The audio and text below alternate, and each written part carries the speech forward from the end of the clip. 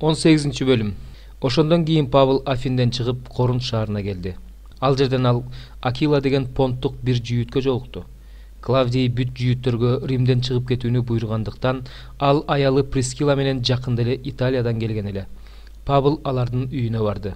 Ал Акила менен кесиптеш болгондуктан алар менен жашап чогуу иштей баштады. Алар чатыр жасашчу. Павыл ишемби сайын синагогада сүйлөп, жүйүттөр менен эллендерди Исага ишендирүүгө аракет кылып жатты. Силас менен Тиметей Македониядан келишкенден кийин Павыл өзүн жакшы кабар таратууга толугу менен арнап, жүйүттөргө Исанын машаяк экендигин күбөлөндүрө баштады. Бирок алар каршы чыгып жаман сөздөрдү айтышкандыктан ал өзүнүн кийимдерин силкип аларга мындай деди: "Өз каныңар өз мойнуңарда, мен тазамын. Мындан ары бутпарастарга барам." Ошентип Павыл синагогадан чыгып, Кудайды урматтаган Жус деген бир кишинин үйүнө келди. Анын үйү синагоганын жанында эле. Синагоганын башчысы Криспос бүт үй бүлөсү менен Теңирге ишенип калды. Павылдын сөзүн уккан көптөгөн корунттуктар да Исага ишенип сууга чөмүлдүрүлүштү.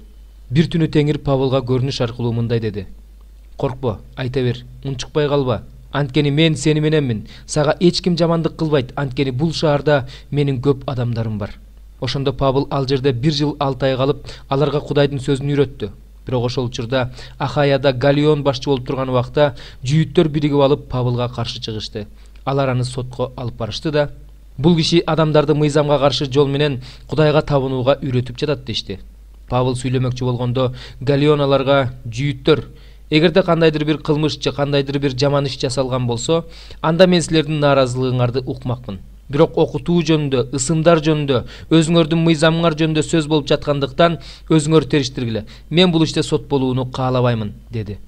Ошентип Галион аларды сот болуучу жайдан кууп чыкты. Алар чогулуп синагоганын башчысы Состенди кармап алып, соттун алдында сабап салышты. Бирок Галион буга көңүл бөлгөн жок. Павыл Коринтта дагы бир нече күн болгондон кийин бир туугандар менен коштошуп Прискила жана Акила менен бирге Сирияга сүзүп кетти. Сүзүп кеткенге чейин ал Кенхирея шаарында чачын кырктырды. Анткени анын назир болууга берген убадасынын мөөнөтү бүтүп калган эле. Эфес шаарына келишкенде Павыл аларды ошол жерге калтырды. Өзү болсо синагогага кирип, жүйүттөр менен сүйлөштү. Алар андан көбүрөөк убакытка калуусун өтүнүштү. Бирок ал макул болбой, алар менен коштошту да, жакындап келе жаткан майрамды сөзсүз Иерусалимде өткөрүшүм керек. Эгерде Кудайдын каалоосу болсо, силерге кайрылып келем деп, Эфестен кемеге отуруп жөнөп кетти.